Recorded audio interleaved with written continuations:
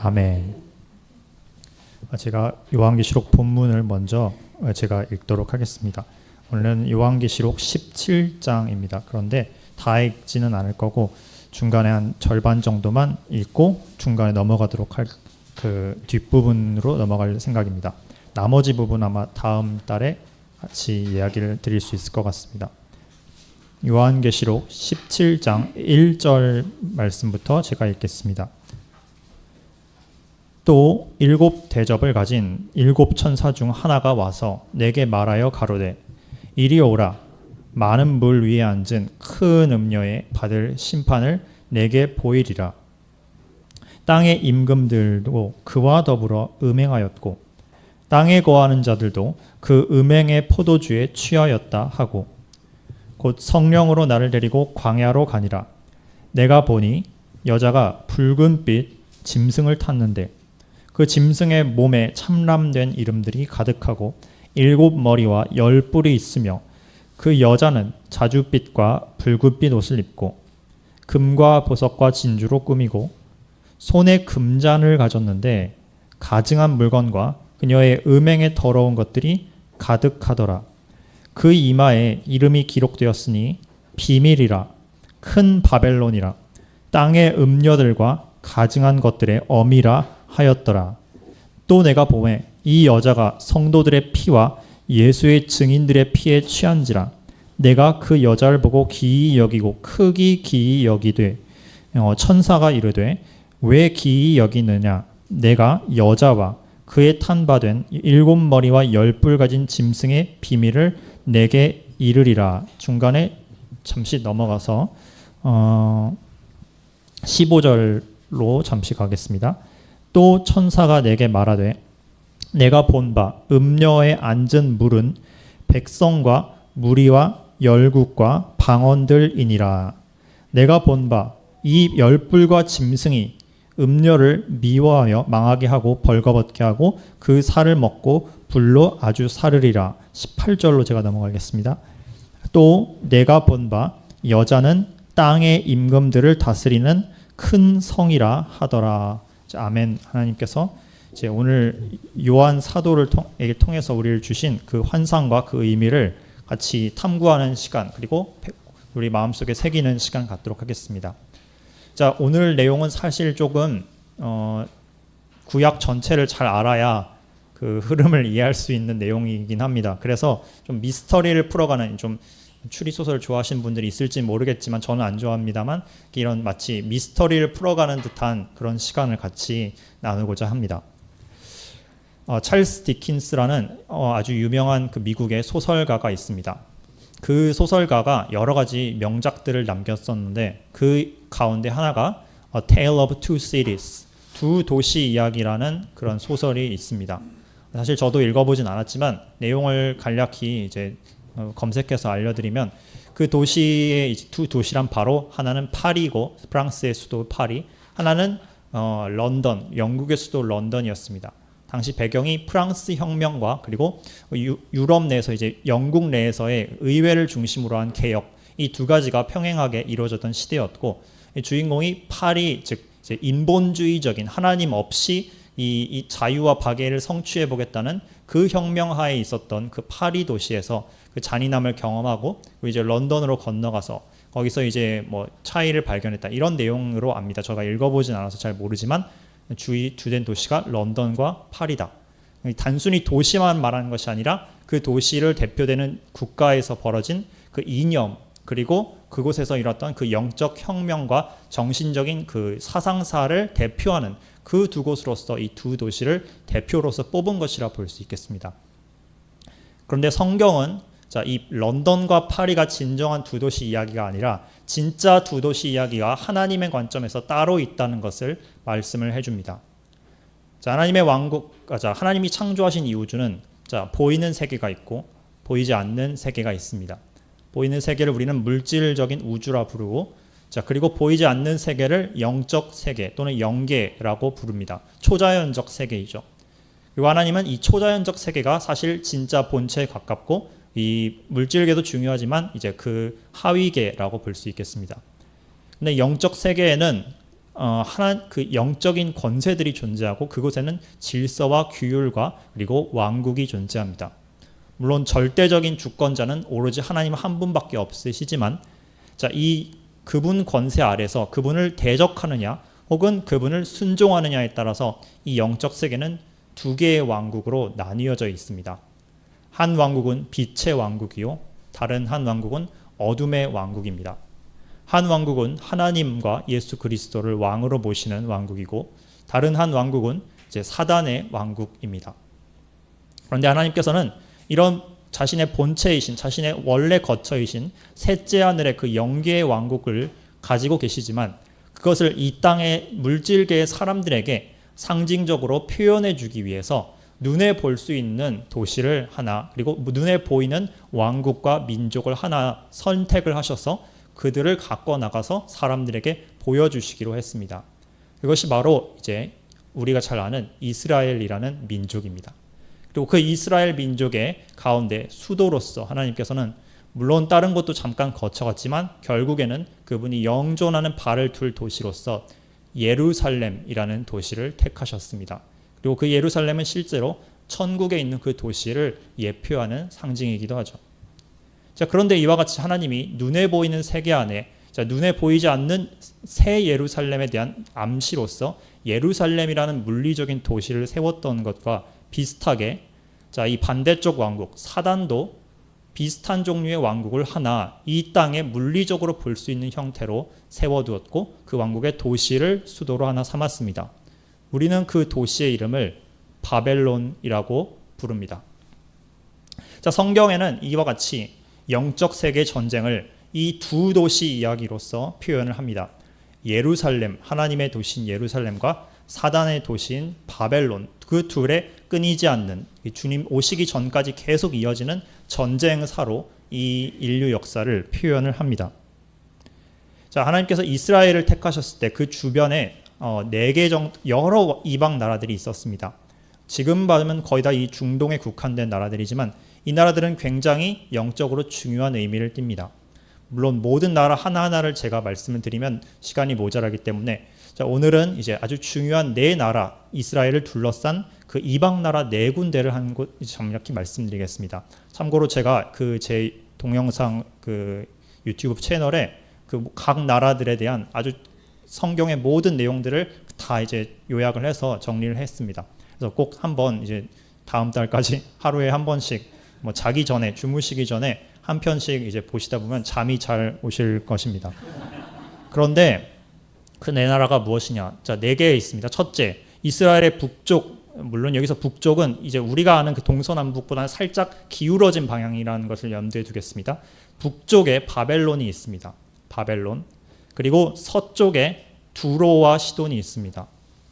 그리고 동쪽에 에돔이라는 나라가 있습니다. 마지막으로 남쪽에 이집트가 있습니다. 물론 다른 나라들도 있지만 그 얘기는 오늘 생략하겠습니다.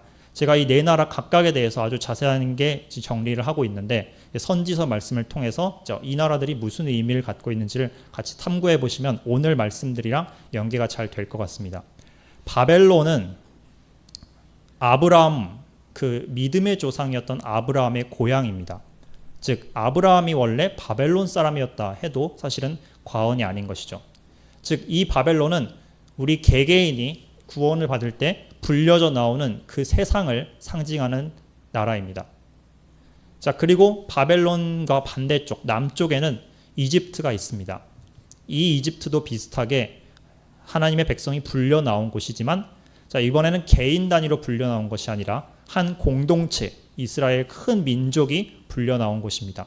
즉 이곳은 하나님께서 우리 구원받은 자들을 모아서 세우신 교회를 분리시키기 위한 그 세상의 품을 상징하는 곳입니다. 한편 북쪽과 남쪽은 말씀드렸고, 이제 동쪽에 에돔이 있습니다. 이 에돔은 혈통적으로 봤을 땐 이스라엘과 가장 가까운 친척입니다. 심지어 아예 형제였죠. 친형제, 이복형도 아니고 친형제였죠. 바로 에서의 나라, 에서의 후예들인데 문제는 이 에서의 나라가 다른 이방 나라들보다 더 이스라엘을 미워하고 시기 질투했으며 항상 그 이스라엘의 복된 권리를 뺏으려고 했습니다. 이게 에서가 팥죽 때문에 그 장자권을 뺏긴 것에 대한 그 한을 품어서 그게 후손들에게 물려졌는지도 모르겠습니다. 예수님의 시대 때도 헤롯 대왕이 이 에돔의 후예였죠. 이 헤롯 대왕이 그 후손들이 항상 자기가 유대인의 왕이라고, 내가 유대인의 왕인데 무슨 뭐 메시아가 태어나냐 이렇게 해서 다 죽이라고 했었죠. 이와 같이 그들은 유대인의 그 유대인됨과 그 권리와 약속을 자신들이 빼앗으고 쟁취하고자 하는 그런 악한 마음을 항상 품어왔습니다. 자, 서쪽에는 두로가 있습니다. 두로는 페니키아 민족입니다. 이들은 가나안의 후예들입니다. 시돈이라는 사람이, 시돈이라는 나라 이름 자체가 창세기를 보시면 그 가나안의 장남으로 나와 있습니다. 즉 이들은 가나안 민족의 일부인데 문제는 하나님께서 가나안 민족을 진멸하라고 하셨죠. 그런데 이스라엘은 그들을 다 진멸하지 않고 일부를 남겨놓고 그 대표적인 예가 바로 두로와 시돈이었습니다. 그리고 이 두로와 시돈은 절대 이스라엘과 짝을 짓지 말았어야 했는데 짝을 지은 나라였습니다. 우리가 세상과 이제 분리되었을 때 하나님께서는 너희는 믿지 않는 자와 멍에를 같이 하지 말라 하셨습니다.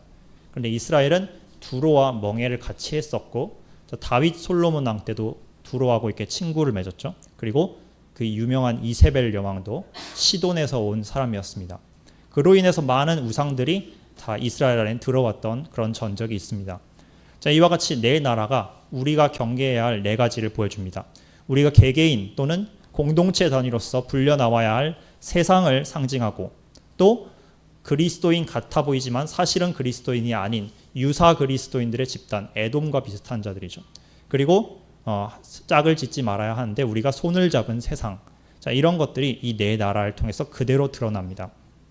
놀랍게도 성경은 이 네 나라가 마지막 때에도 다시 한번 역할을 할 것이라고 말씀을 하고 있습니다. 이집트는 지금은 굉장히 가난하고 그리고 초라하고 후진국인 것처럼 보입니다. 한편 성경은 놀랍게도 마지막 때에 이집트가 크게 붕황하여서 세상을 제패하는 이 큰 나라들 가운데서 한 축이 될 것이라고 말을 합니다.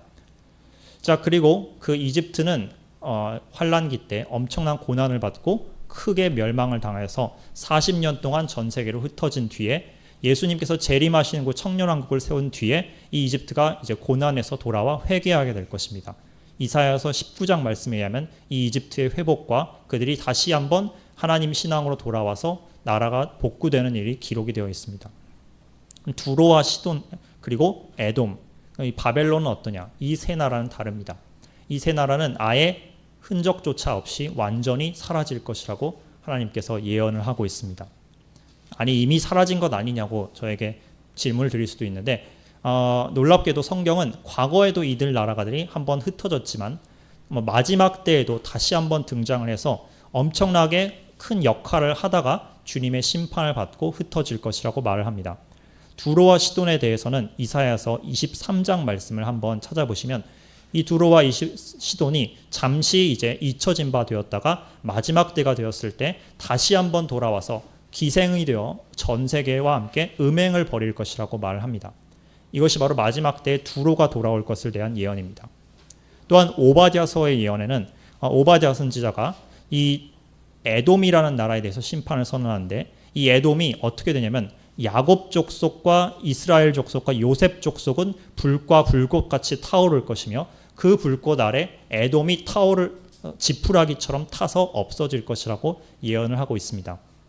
이것은 마지막 때에도 에돔과 그 유대인 민족 가운데 큰 갈등이 벌어질 것을 암시하고 있는 예언입니다. 그리고 마지막이 바로 이제 바벨론인데 저는 이 에돔과 두로와 바벨론 이 세 나라를 합쳐서 영적인 의미의 추축국이라고 말을 드리고 싶습니다. 혹시 추축국이라는 표현이 익숙하지 않으신 분들을 위해 설명드리자면 세계 2차 대전 때 전 세계를 상대로 전쟁을 벌였던 세 개의 악당 나라들이 있었습니다.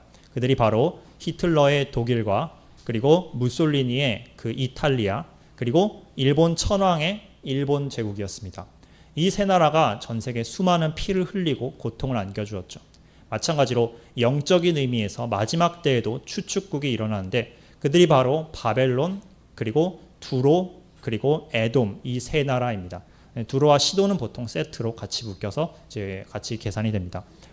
그래서 그 중 하나이자 가장 중요한 나라가 오늘 바벨론인데, 제가 좀 약간 오늘은 서론을 길게 하고 다음 시간에 좀 더 많은 내용을 말씀드릴 것 같습니다.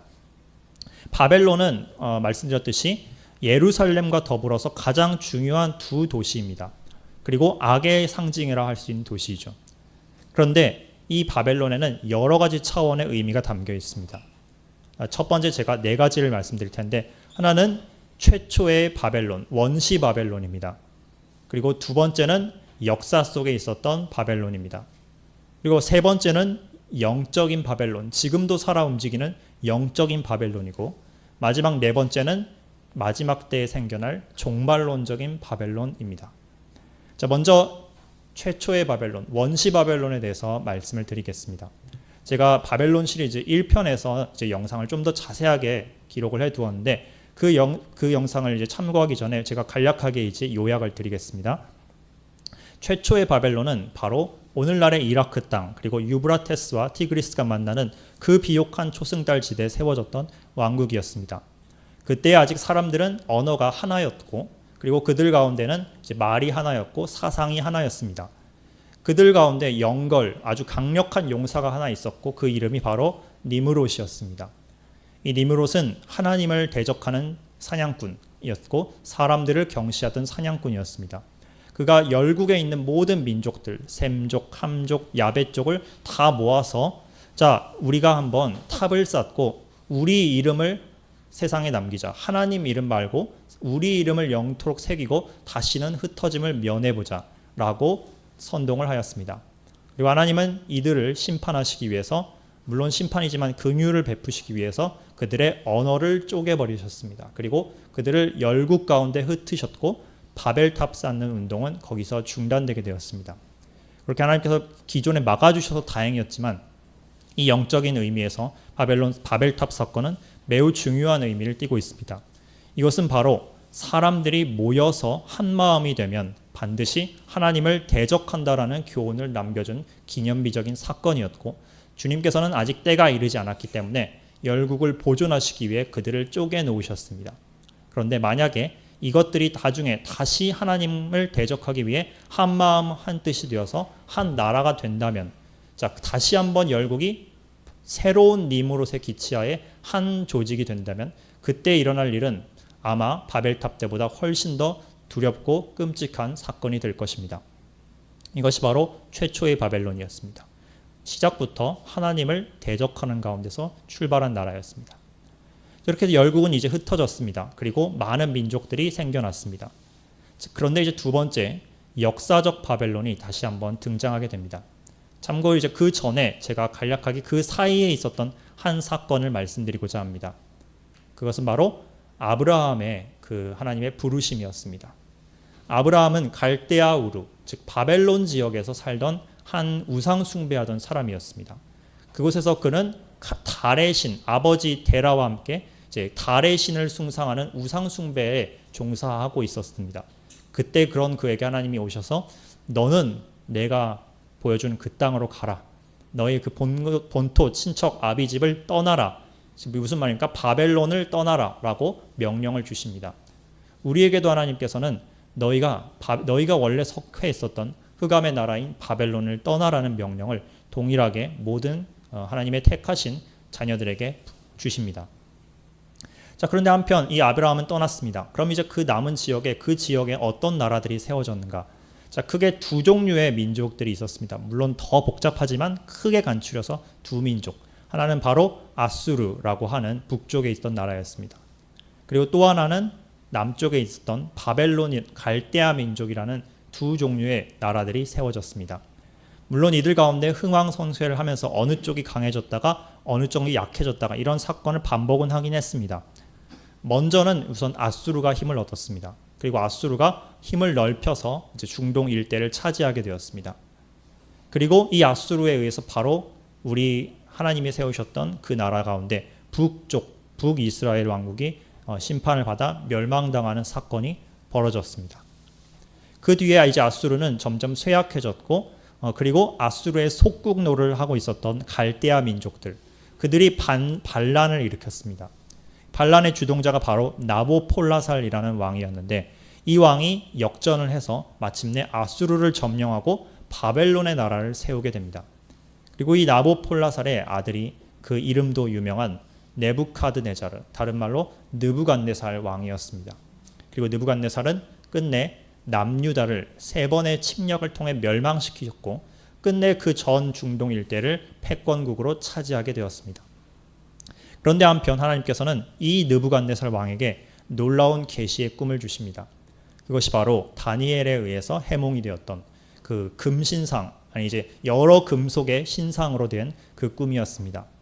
그 신상의 머리는 금이었고 가슴은 은이었고 배와 넓적다리는 동이로 했고 마지막으로 다리는 철, 그리고 발은 철과 진흙이 섞여 있는 그와 같은 구조였습니다.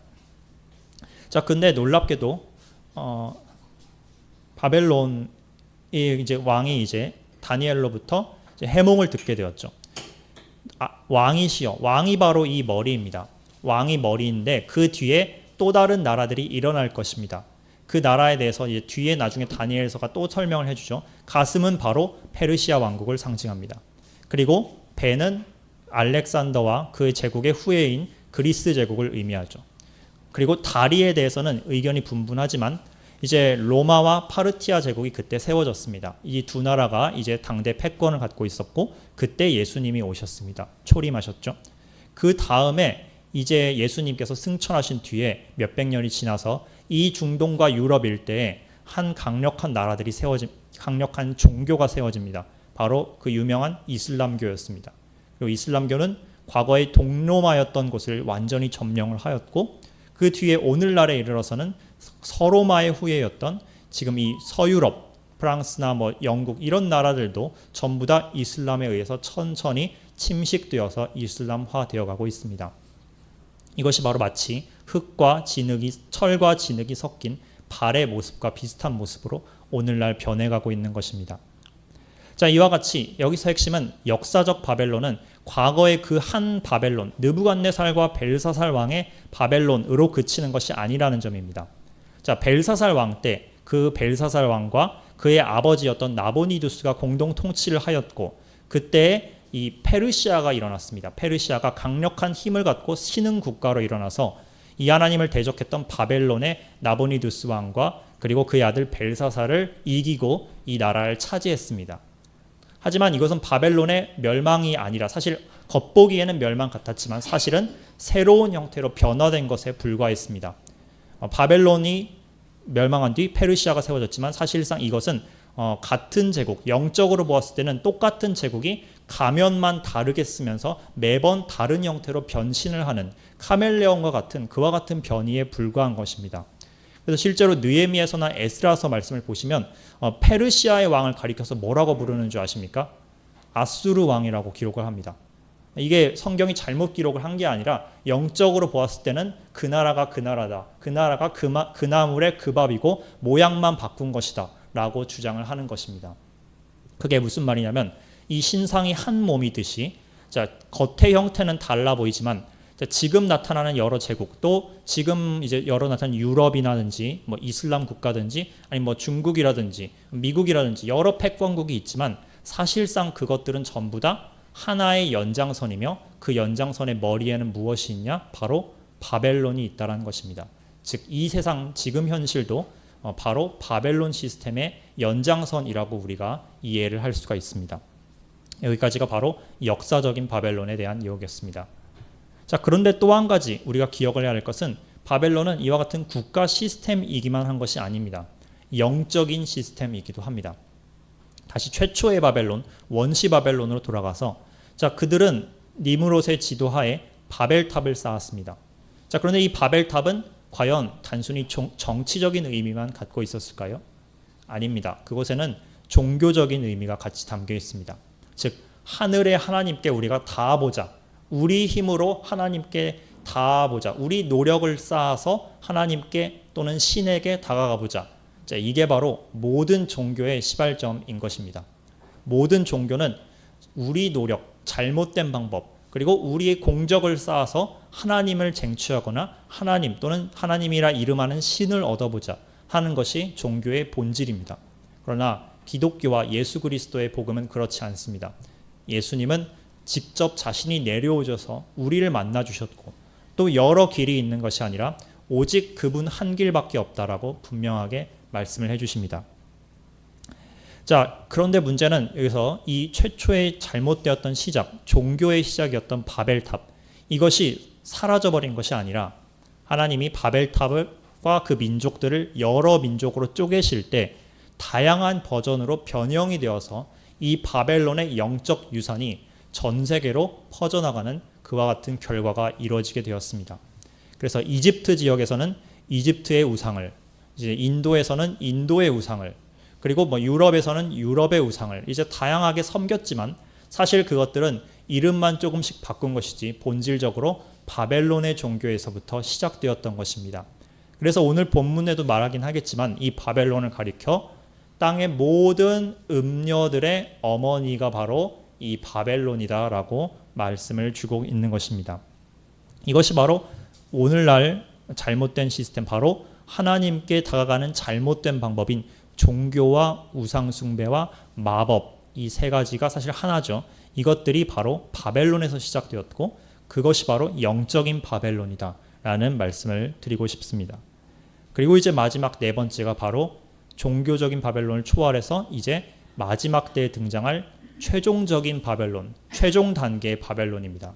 그것이 바로 오늘 본문에 등장하는 이 큰 음녀에 있습니다.